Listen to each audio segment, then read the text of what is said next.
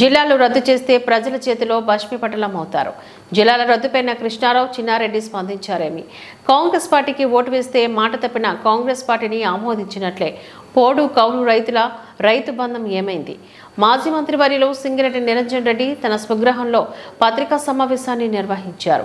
ఈ సందర్భంగా ఆయన మాట్లాడుతూ కాంగ్రెస్ పార్టీ ప్రజలకు అమలుకు ఆచరణకు సాధ్యం కాని హామీలు ఇచ్చి అధికారంలోకి వచ్చిందని, చిత్తశుద్ధి ఉంటే హామీలు అమలు చేసి ఓటు అడగాలని డిమాండ్ చేశారు.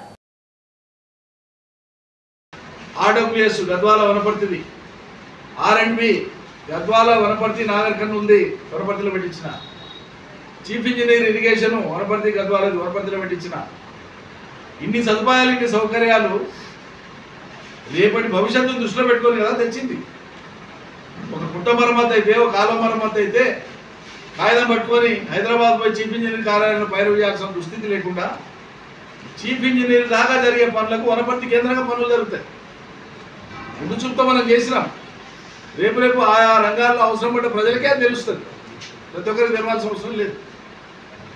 ఇన్ని రకాల సౌకర్యాలు ప్రజలకు ఉనగూరే టైంలో జిల్లాలు రద్దు చేస్తామని మాట మాట్లాడుతూ ఉంటే ఖచ్చితంగా 100% కాంగ్రెస్ ఓటేస్తే ఖచ్చితంగా వాళ్ళు అన్నంత పని చేస్తారని నేను చెప్తున్నాను.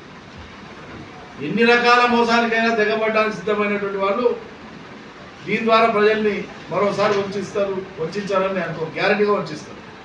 ఏమంటే భయ మాకు ప్రజలు తీర్పిచ్చింది, జిల్లాలు రద్దు చేస్తామని మేము ముందే చెప్పినాం కదా, కమిషన్ వేస్తామని చెప్పినాం కదా, పేపర్లో టీవీలలో వచ్చింది కదా, ప్రజలకు తెలియదా? తెలిసే మాకు ఓటు వేసింది, అందుకే రద్దు చేస్తున్నట్టు ఏం చేస్తారు? ఆందోళన చేసుకుంటే కూర్చోవాలి. దీనికోసమే వాళ్ళకి ప్రజలు చేసిన వాగ్దానాలతో రోజు ప్రజలు చర్చించుకుంటున్నారు.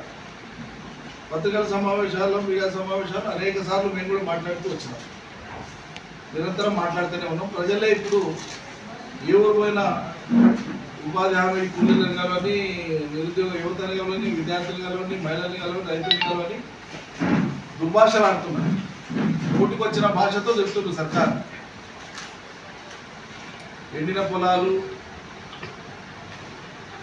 పంట నష్టమైనటువంటిది, నీళ్ళు అందక ఇబ్బంది పడినటువంటిది, అకాల వర్షాలకు దెబ్బతినటువంటిది, పంటల రైతులు వాళ్ళ కోసం ఒక దిక్కు, కరెంట్ ఇబ్బంది ఒక దిక్కు, అర్థాంతరంగా నీళ్ళు ఆగించిన పంటలు ఎండిపోవడం ఒక దిక్కు, రైతు బంధు కేసీఆర్ ఇస్తే 10,000 ఇస్తుండే 15,000 ఇస్తానికి అప్పాలు కొట్టిన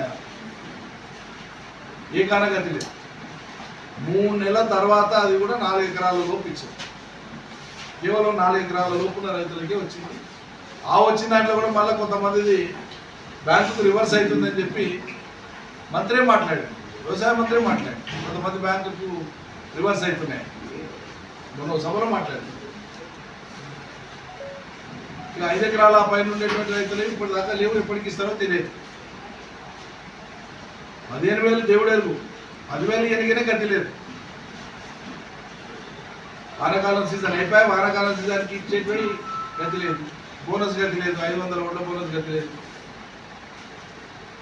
ఇప్పుడు యాసంగి వచ్చింది, యాసంగిలో ఒక్క రైతుతో కూడా బోనస్ ఇచ్చి కొనలే. రెడ్డి చెప్పినట్టు ఈ హోల్సేల్ అబద్ధాలన్నీ సంక్షేమానికి సంబంధించి మహిళలకు ఎన్ని చెప్పింది.